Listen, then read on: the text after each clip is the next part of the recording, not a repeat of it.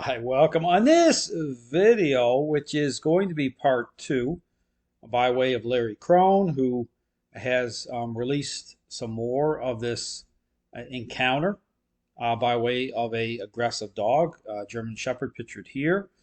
And on the first video, okay, which I encourage you to watch prior to watching this one, you have seen the dog owners pull up in their vehicle. This dog come out just basically just roaring, expressing control. Krohn nowhere's to be seen close to the dog owners, holding the camera, and just allowing this dog to express. Again, I talk about the themes that are not part of balanced dog training. I talk about fading in the owner, getting the owner to engage in terms of these expressed states, the role of influence, control, to start to affect change, which is not part of balanced dog training by way of being dialed into the relationship that way. And again, I talk about how balanced dog trainers are tied into this very popular idea that trains a learning-based exercise, and how that presents a problem by way of motivating dogs to respond when a relationship problem is already underway, and then assuming that those responses can be trusted. Okay, this is where you get into the sit down, come and stay, how that can look fantastic in the training environment, how the dog's merely going through the motions, typically trainers using treats, using a motivating agent. But here's the thing, and I'll talk about this too, where what has already been established through the relationship at the social level by way of control, by default, will become its own motivator. Okay, if you're not bringing the core ingredients online, okay, the right way, by way of a interaction-based method, and intercepting these moments, intercepting the dog's state of mind as the dog's expressing control. And so again, if your idea is about motivating a response, then what you're doing is you're setting yourself up to be deceived, okay, by way of responses. And again, that's why I keep bringing up the parenting example in every video.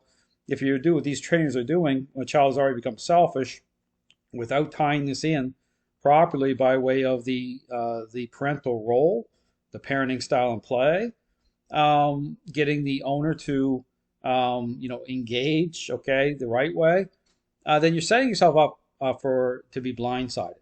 Now here, very interesting, okay. In the first video, again, it just was very short. A video, the dog is like, you see this dog, expressing control. Krohn holding the camera, and then again, I tie this into the other video I did by way of balanced dog training with the seminar video. Krohn, same type of thing.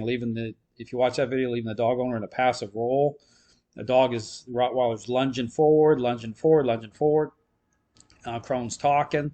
And then at a certain point, starting to hit that button on the remote collar. That's why I talk about, finding the working level. When a dog is already expressing control, well, guess what?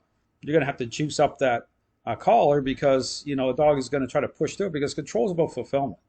Understand it's about an expressed state. Control is about fulfillment. It's like a drug to the dog. And so here, okay, in this video, this is, this is session 2. It says massive improvement. And my question is, well, what's that based on? Okay, exactly. We'll get into this. Now he's starting to open up a little. Okay, we'll talk about this whole opening up a little. Would not play yesterday at all. Now that's very interesting, because I want to key up on that. If you watch my boarding training videos, okay, when a dog is coming in for a boarding training process, understanding what a process is, okay, in terms of core ingredients, influence, and control. The dog has gained control in the relationship. I'm stepping into the relationship that way. A dog will appear shut down.